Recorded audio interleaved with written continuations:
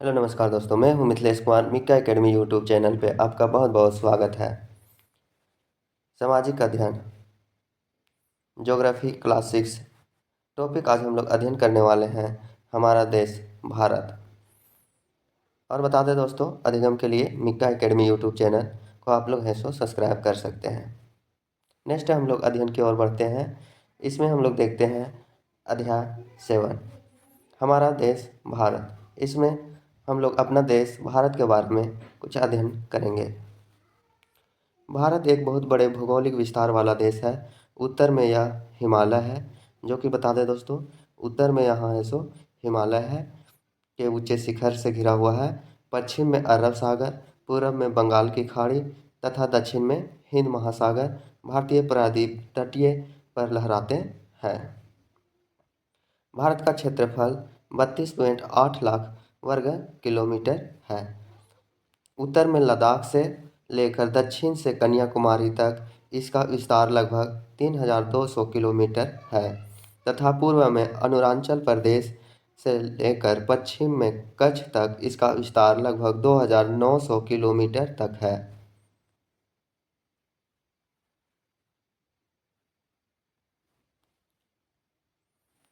ऊंचे ऊंचे पर्वत, भारतीय मरुस्थल, उत्तरी मैदान, आसमान, पठारी सतह, तटीय भाग एवं द्वीप समूह स्थल रूपों की विभिन्नता को दर्शाते हैं।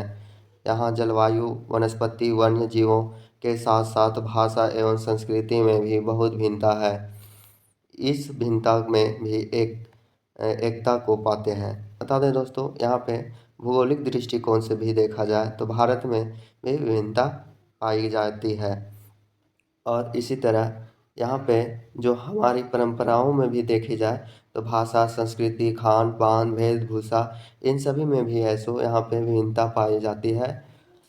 यही कारण है कि हम एक राष्ट्र में बंधे हुए, विभिन्नता रहते हुए भी कहा जाए तो दोस्तों, हम लोग हैं सो एक राष्ट्र में बंधे हुए हैं। वर्ष 2011 में अब तक भारत की आबादी 120 करोड़ से अधिक हो चुकी है। यह चीन के बाद विश्व का दूसरा अधिक जनसंख्या वाला देश बन गया है। स्थिति के बारे में इसमें अध्ययन करेंगे दोस्तों।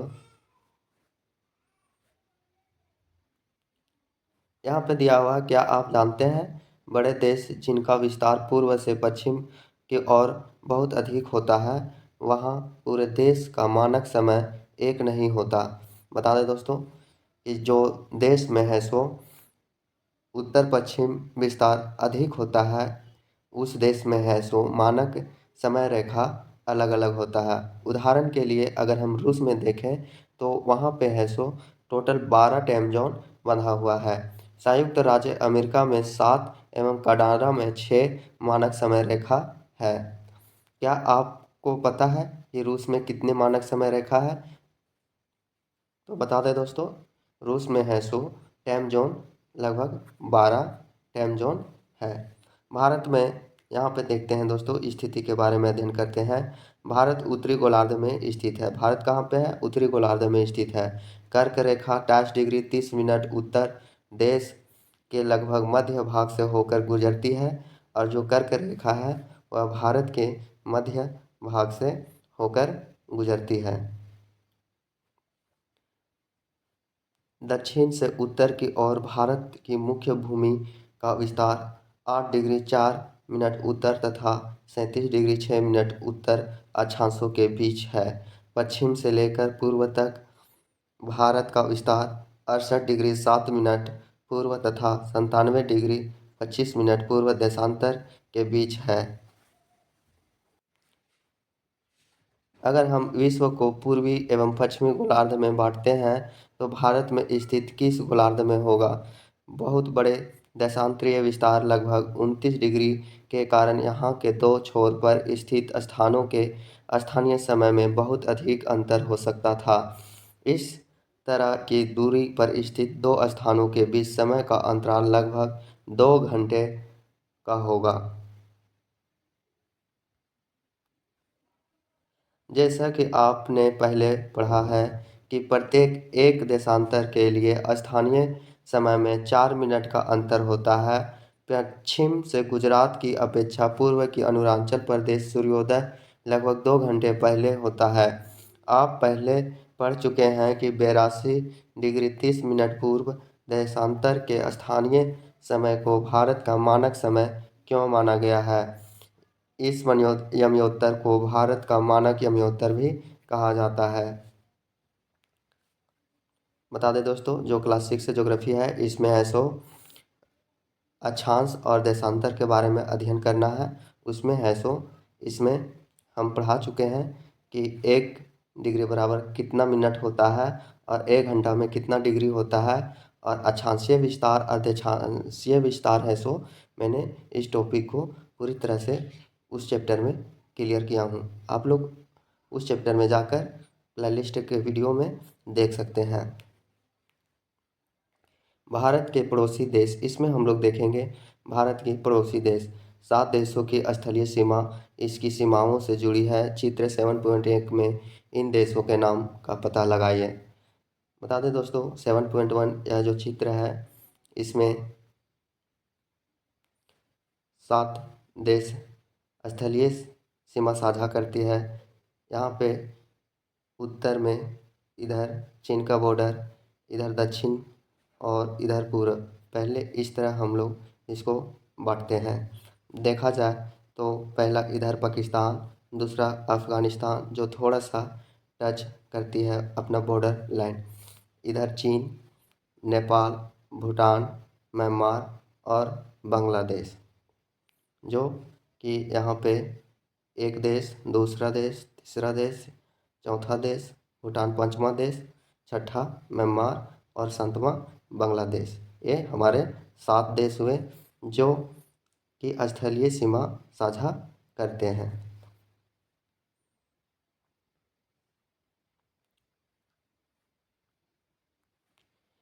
इनमें कौन कौन सा देश है जिनकी सीमाएं समुद्र से नहीं जुड़ी है। दक्षिण में समुद्र में स्थित 2 द्वीप श्रीलंका तथा मालदीव हमारे पड़ोसी हैं। पाक जल संधि भारत का श्रीलंका से अलग करता है। बता दें दोस्तों, एग्जाम की दृष्टि से पाक जल संधि किन दो देशों के बीच है, अलग करता है, तो श्रीलंका और भारत, या भारत और श्रीलंका कहते हैं, जो कि जल संधि भारत का श्रीलंका से अलग करती है।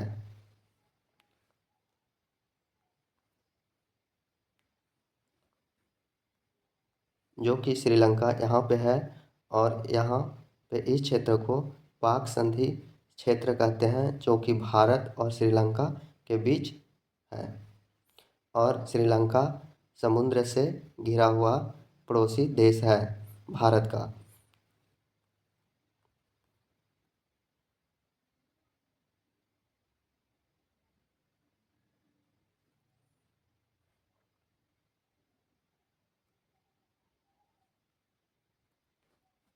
यहाँ पे दिया हुआ है दोस्तों, इस कॉलम को देखते हैं। जलोढ़ निक्षेप, ये नदियों के द्वारा लगाई गई बहुत महीन मिट्टी होती है तथा नदी बेसिन में निक्षेपित कर दी जाती है।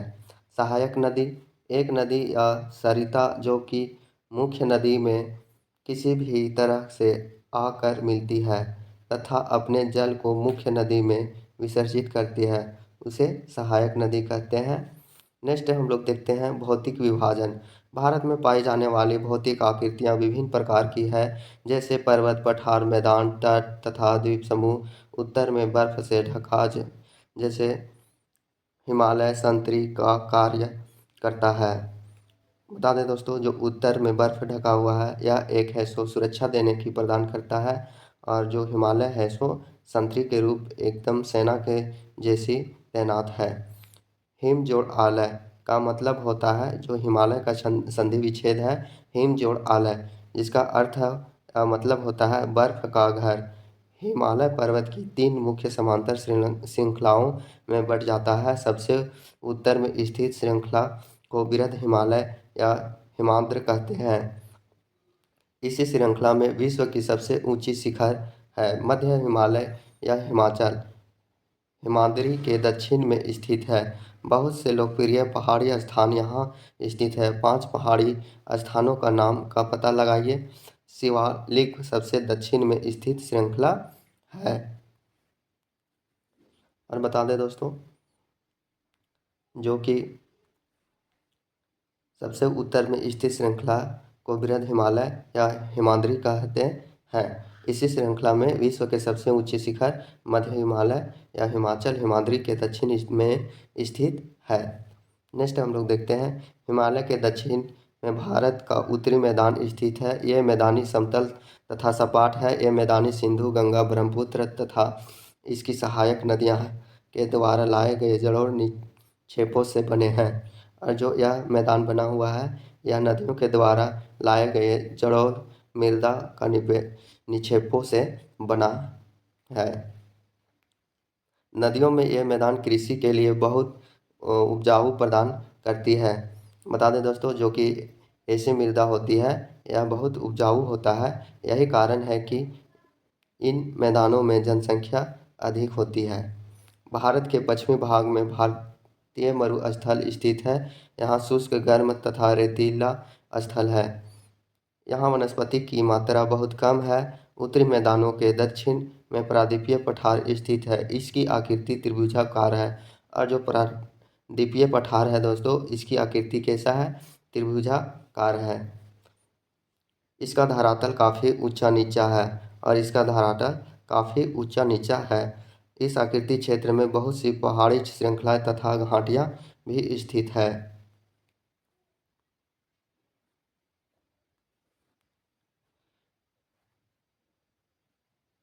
इसके उत्तर पश्चिम में अरावली माउंटेन स्थित है, जो विश्व का सबसे पुरानी श्रृंखला मानी जाती है।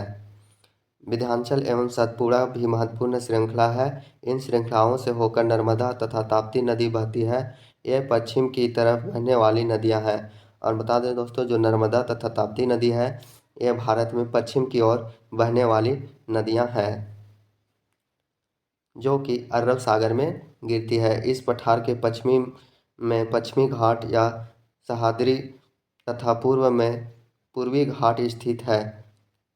पश्चिमी घाट का विस्तार एक समान रूप में है, जबकि पूर्वी घाट बीच बीच में टूटा हुआ तथा असमान है। चित्र 7.3 इन पठारों में खनिजों जैसे कोयला एवं लौह अयस्क की प्रचुरता है। बता दें दोस्तों, जो चैप्टर 6 है उसमें अध्याय 6 में मैंने पढ़ा चुका हूँ। जहाँ पे अधिकतर पठारी इलाके पाए जाते हैं, उस क्षेत्र में है सो लौह अयस्क बहुत ज़्यादा मात्रा में पाई जाती है। पश्चिमी घाट के पश्चिम में तथा पूर्वी घाट के पूर्व में तटीय मैदान स्थित है। पश्चिम तटीय मैदान काफ़ी संकरे पूरी तटीय मैदान, संक्रिय मतलब कहने का मतलब है टेढ़ा मेढ़ा,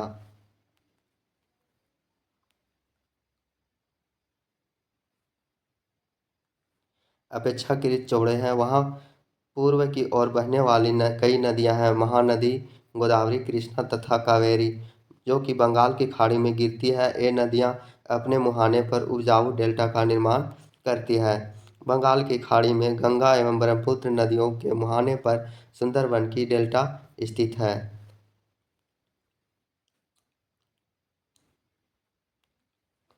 नेक्स्ट यहाँ पंखुड़ी विद्या क्लास 6 से बी के विद्यार्थी है, जो कि सुनामी के बारे में एक सवेरे पहाड़ी मनुष्य पर जल जले की काली छाया सुनामी दानवी ने अपना प्रलयकारी कहर छाया, जो कि है सो सुनामी से संबंधित इन्होंने है सो पोयम लिखी है।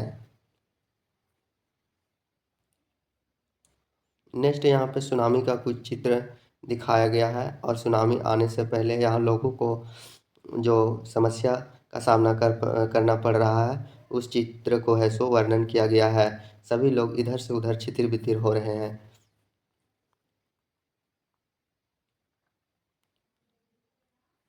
भारत में दो द्वीपीय भी है। लक्षद्वीप समूह अरब सागर में स्थित है।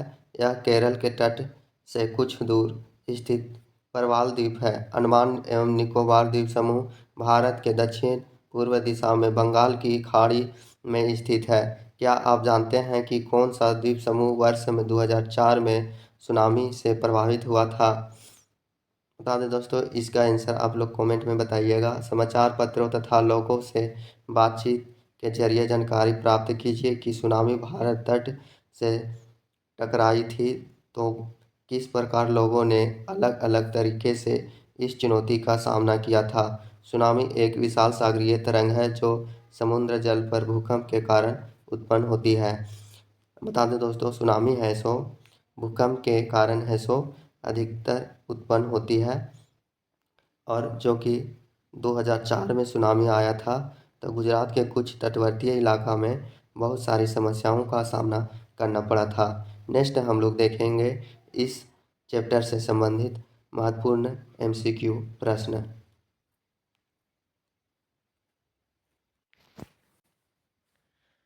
यहाँ पे दिया हुआ है दोस्तों, सही उत्तर चिन्ह करें। और क्वेश्चन नंबर 1, हिमालय के सबसे दक्षिण भाग में क्या कहा जाता है? तो हिमालय में जो दक्षिण भाग है उसको हम लोग शिवालिक पर्वत कहते हैं। प्रश्न 2, सह्याद्री को अन्य किस नाम से जाना जाता है? तो सह्याद्री को है सो हम लोग पश्चिमी घाट के नाम से जानते हैं। इसका उत्तर होगा ख, पश्चिमी घाट। और बता दें दोस्तों, पश्चिमी घाट 1600 किलोमीटर तक फैली हुई है, और मील में कहा जाए तो 990 मील। प्रश्न 3, पाक जल संधि किन देशों के बीच है? तो पाक संधि भारत और श्रीलंका के बीच है, स्थित है।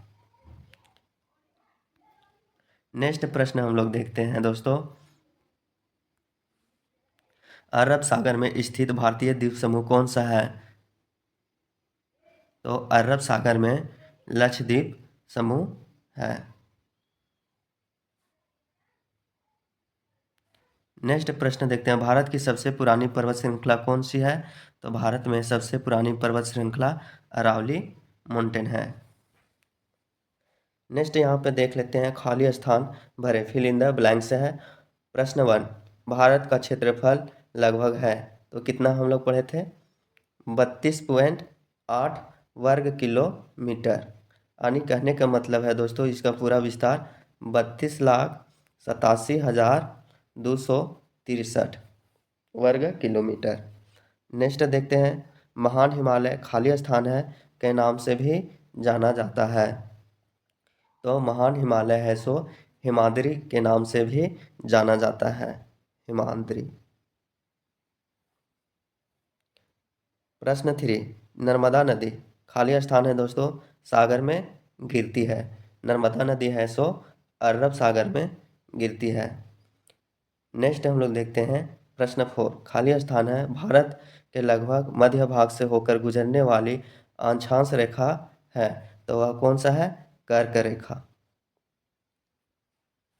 और बता दें दोस्तों, इस तरह से जो यह चैप्टर है 7, हमारा देश भारत, जो कि मैंने पढ़ा दिया हूँ, और हमें उम्मीद है कि यह वीडियो आप लोग को बहुत अच्छा लगा होगा। और बता दें दोस्तों, यह वीडियो थोड़ा सा भी अच्छा लगा हुआ होगा तो तहे दिल से इस वीडियो को लाइक, शेयर और सब्सक्राइब करना नहीं भूलिएगा। वीडियो देखने के लिए बहुत बहुत धन्यवाद दोस्तों। Thank you.